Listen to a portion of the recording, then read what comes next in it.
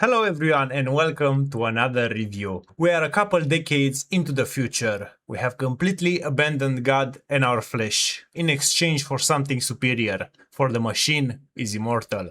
Money is still very important, but instead of flashing Rolexes and ice, now we are flashing implants, and they created an even more discrepancy between the poor and the rich, since now they can launch you 30 meters in the air with their muscle implants or hack you from kilometers away and fry your brain, just because you didn't have money for the latest Chinese self-ice implants. So you are left with just some do-it-yourself tin cans, and that's about just your personal problems. The world itself has also changed. Everywhere you go, every street you pass is just full of ads, and every ad will try to sell you hope in form of alcohol, fights, weird pills, or degeneracy. You can't go 5 minutes without seeing an OnlyFans ad, and even the most important implant is your schlong, so you can better enjoy the VR fantasies. And now you may ask yourself if I'm describing Cyberpunk, our own future, or today's game, Third Crisis Neon Knights. I'll let you decide. Gameplay. Neon Knights is a 2D top-down open world, or at least open levels since it's still in early access RPG,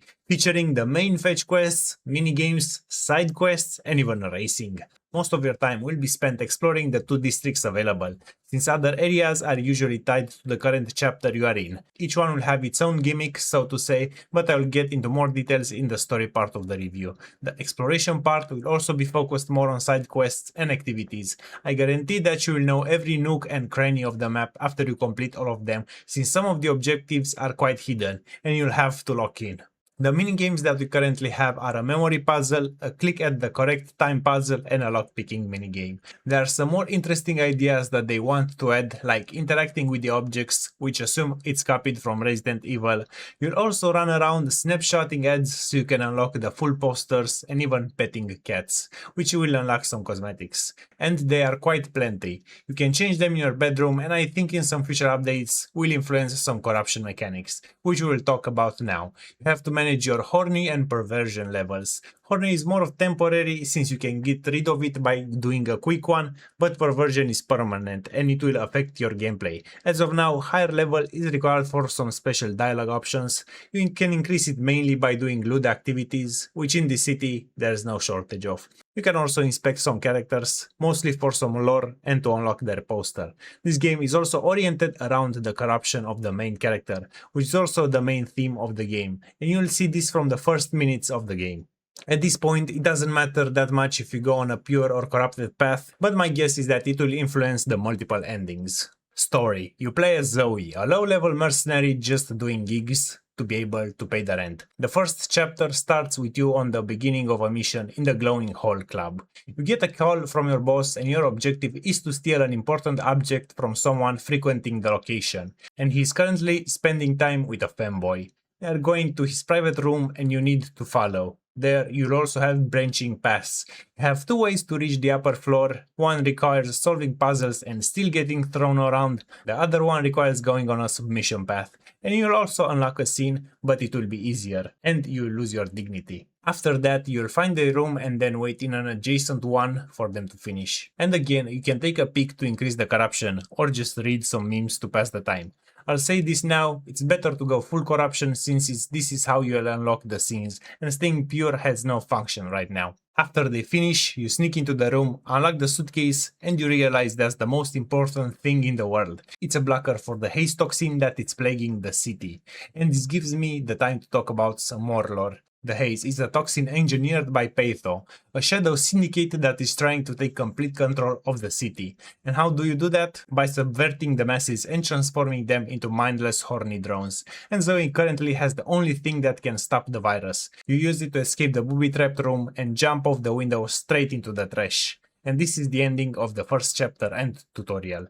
There's another path by not escaping and getting caught. It's probably the longest defeat scene in the history of loot games, but you'll need it if you want to unlock everything. Second chapter starts with Zoe full of trash, reading her eviction notice, but a shower is more important, and Sarah comes, Zoe's childhood friend and the daughter of the mayor, and the one funding the rent for the apartment. They share what happened and the boss calls. Zoe can't deliver the blocker right now because her little stunt put the whole district into lockdown. That gives her time on how to make a fake device to give them instead of the original one. But no time to think about that hard stuff, cause it's girls' night out time. To the nail salon, but some enforcers are trying to scope out the place. Here you have another choice. You can either wait for them to leave or play a mini racing game in a slot box. You know how now you can pay a trusted Indian to deliver food at your door? In the future you will be able to order girls. Truly a miracle, only made possible by globalization. Also, if you beat a set time, you'll unlock a pin-up. After getting the nails done and some blood massage, Zoe gets a bad call from her father and she has to bail. Here I'll take some time to explore the district, mainly to unlock all the pin-ups around and to finish some side quests. One is where you have to save an android girl and another where you have to save your neighbor from having her brain fried by gooning material. It seems like both characters are gonna have some more content added into the future. Zoe goes to sleep and this is where chapter 3 starts. It's a nightmare sequence where you go back to the glowing hall, but this time with a weird fisheye effect and Zoe being butt naked. Apparently Zoe has a fixation with the word skank. This is about Zoe's past, but we don't have that many details yet. Just that she signed up for some weird experimental treatment. And this is somehow connected to the haze. After Zoe wakes up, she calls Leo, a tech guy that can replicate the blocker, but apparently he moved shop into the slums. And to get to him now comes the sewer level. And the new challenge. They are infested with haze, so you have to be careful when you move around and rely on your blocker to maximize the distance. If you have an orgasm, you restart at the checkpoint. There are I think 3 levels to explore. It will require some patience, but from the looks of it, the sewer system will connect more areas in the future alongside with the train. You also have another small flashback before the incident happened, and looks like Zoe is somewhat connected to it and that's why she is full of regret. You also have a quiet moment to admire the city, and I think this was inspired by One Shot. You meet Leo and he is currently kept as a prisoner by a horny AI, and you have to save him. He can replicate the blocker, but he needs some extra materials from Nova. So it is time to visit the second district by train. You can skip the ride, but there are quite a few missions on the train. One for a guy at the end of the cart, 3 scenes unlocked by going to the end of the train, and another one for a girl in the third cart. If you don't see a mission, you'll need to complete them one by one before the next one unlocks. Back at the glowing hall, we speak with Claudia about Nova's whereabouts. If you remember her, we met her in chapter 1, but she tried to sell me overpriced fanboys, so that's why I didn't include her then. But all favors come at a price. You need to fill in for a server if you want to talk with Nova. Here you also unlock a mini game, and again, you'll have to do it a couple of times to unlock everything. At the end of the shift, just when you are changing back, the blocker disappeared from the locker. Apparently Claudia knew that you stole the blocker, and now she stole it back, and the game ends.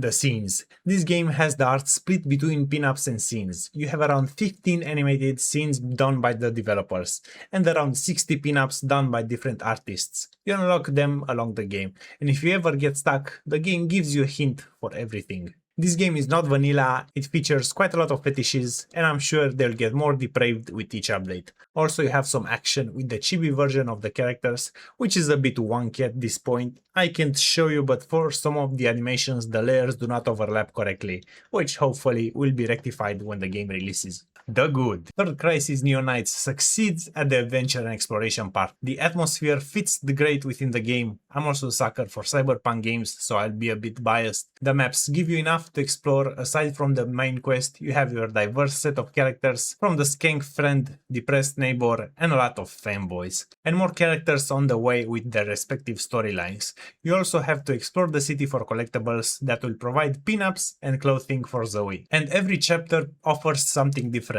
Like the racing slotbox minigame, the nightmare sequence, to the giant sewer level to explore. So it looks like each chapter will provide a bit of action to keep you interested. Characters look very good, they're all animated, you have voice actors to do all the main story and extra content, and also the costume system is great. I wish to see more games do this, especially for more safe clothes for YouTube. The bad. What I'm gonna talk about now is subjective, but I think it's good to address it here. There are some things that might turn you off. First of all, as you may have noticed, this game is full of fanboys, and some of the content cannot be skipped. So keep that in mind if you wanna play. Also, this game will feature a corruption system from the start, and it will be a main part of the game as well. Also, for all the pinups, just a couple of them are made by the devs. The rest are done by different artists, and of course with different art style. So it may not be your cup of tea as well. I also saw some people saying that the game is not that intuitive, which I don't really find that true. The only problem that I've had was in the first part of the game, where the password is Claudia's birthday. And it took me a while to realize that there's only a part in this entire planet where the month is the first part of the date. America. The ugly. There's only one mention here. The game does have some freezes, usually between loads. The game will freeze for like 1 or 2 seconds and then it will unfreeze. It's not the end of the world, thankfully it never crashed, but it happened more times than I wanted, so I had to mention it here. I have a beefy computer with an RTX 4070 Ti Super, and I keep my windows clean, so I can say with a certainty that it is from the game. In the end, it's a great game, worth your time and money. It's sitting at version 0.4 at the time of the review and already has some great content, especially when you can grab it at a discount for $11. The devs also do bi-weekly updates, and that builds some trust that the game will be finished.